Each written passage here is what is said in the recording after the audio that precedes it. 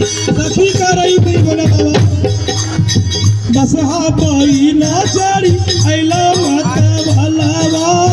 गलवा में सोबे बोल लगा भलावा बसहा पहिला चढ़ी अला माता भलावा गलवा में सोबे बोल लगा भलावा अरे करिया मिलल ना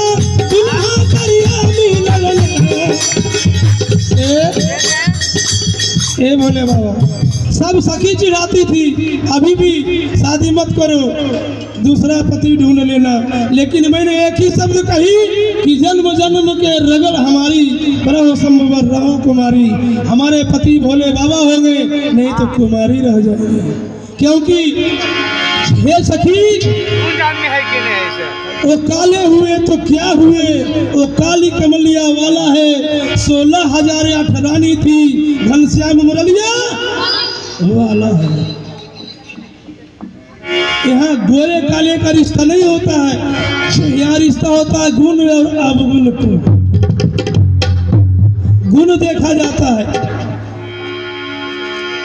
काला गोला नहीं देखा जाता है। सखी चिढ़ा रही थी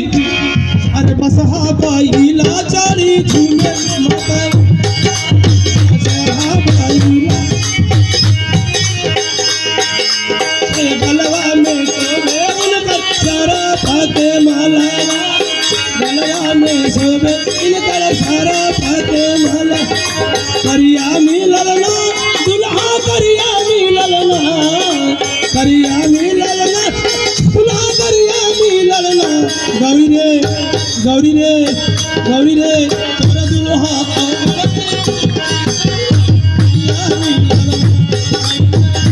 दुल्हा यो मेरा दिल